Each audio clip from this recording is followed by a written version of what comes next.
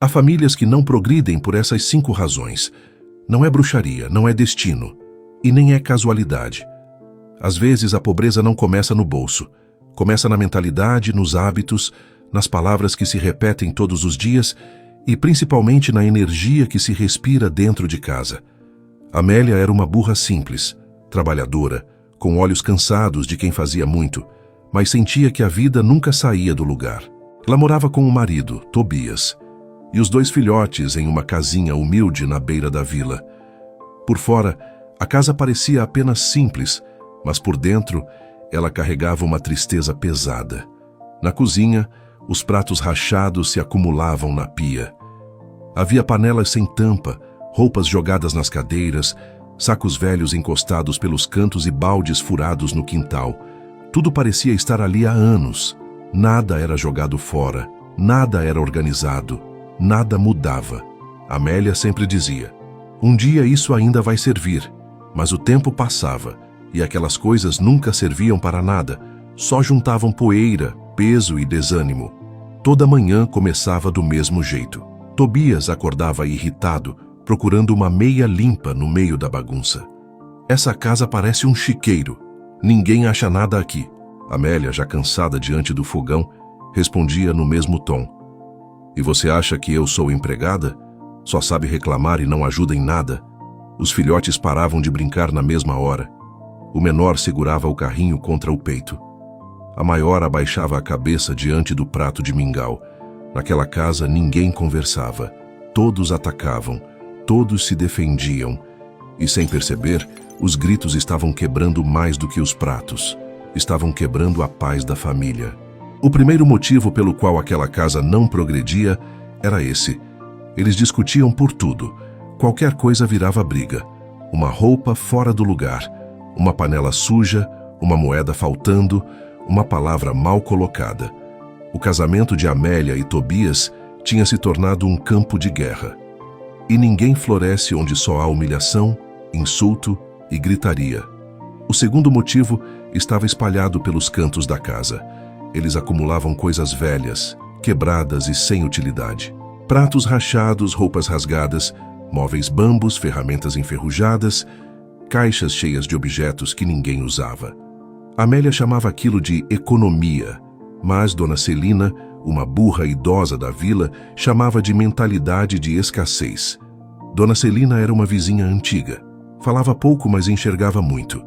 Era daquelas que já tinham sofrido o suficiente para reconhecer quando uma casa estava adoecendo por dentro.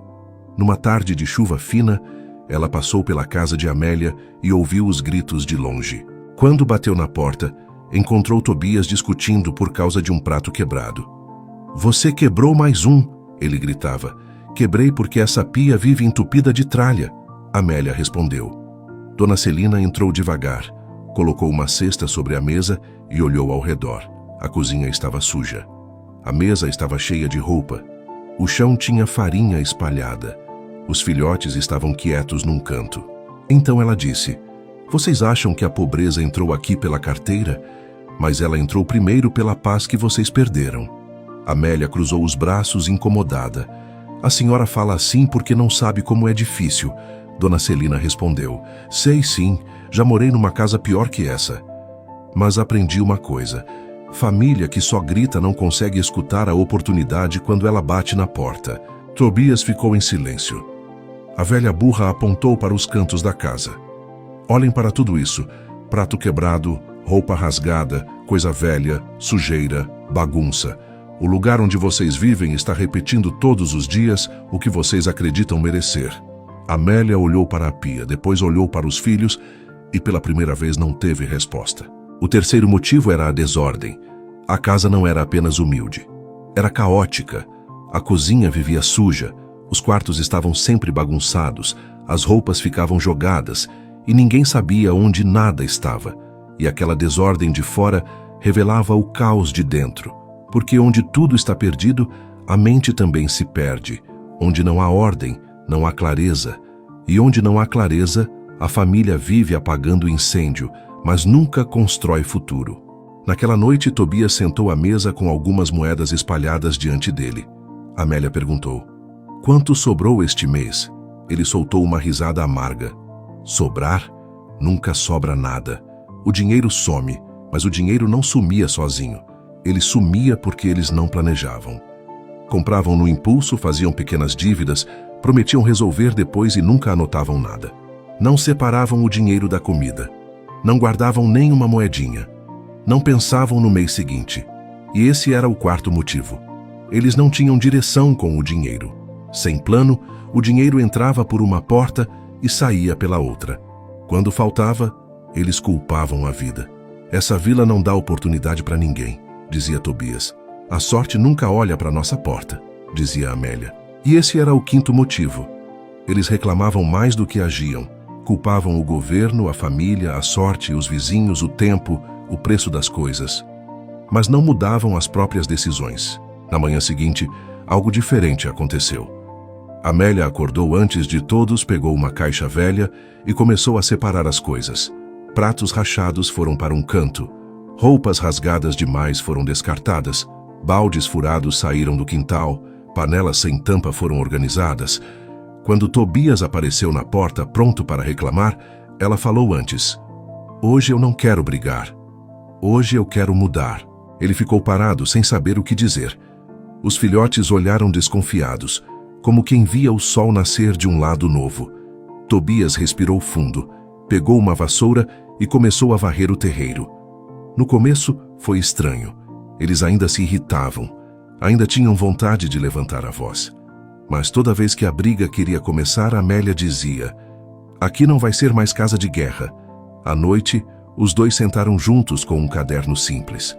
Tobias colocou as moedas sobre a mesa. Amélia escreveu o que precisavam comprar. Separaram uma parte pequena para guardar, mesmo que fosse quase nada. Tobias olhou para aquelas poucas moedas e disse: "Isso não muda nossa vida de um dia para o outro." Amélia respondeu: "Mas já muda nossa direção." Com o passar dos dias, a casa começou a respirar diferente. A cozinha ficou limpa. As camas passaram a ser arrumadas. As crianças voltaram a brincar no quintal. Tobias consertou uma prateleira. Amélia começou a vender pães na vila. E os dois aprenderam que amor não é só sentimento. Amor também é respeito, ordem e disciplina. Um mês depois, Dona Celina voltou. Dessa vez, encontrou a porta aberta, o chão varrido, uma panela de café no fogão e os filhotes rindo no terreiro. Dona Celina assentiu e disse: "Uma família não progride só porque deseja uma vida melhor. Ela progride quando decide mudar o ambiente, as palavras, os hábitos e a disciplina." Naquela noite, antes de dormir, os filhotes ouviram algo que quase nunca ouviam. Não eram gritos, não eram acusações. Era o som baixo dos pais conversando sobre o futuro. E pela primeira vez em muitos anos, aquela casa pobre começou a parecer rica. Não rica de moedas, mas rica de ordem, paz e esperança. Tobias ajudava Amélia a organizar os pães para vender. A velha burra sorriu.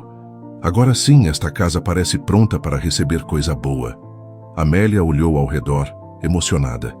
A casa ainda era simples. Ainda faltava muita coisa, mas já não parecia abandonada. Tobias segurou a mão da esposa e falou: "Eu achava que nossa família não progredia porque a vida era injusta." Amélia completou: "Mas a verdade é que a gente estava plantando confusão e esperando colher paz. Há famílias que passam anos pedindo prosperidade, mas continuam alimentando briga, desordem, desperdício e reclamação. A mudança começa quando a casa deixa de ser um campo de guerra e vira um lugar de respeito, clareza e atitude. Porque a ordem atrai paz, a paz traz clareza, e onde existe clareza, até o pouco começa a crescer."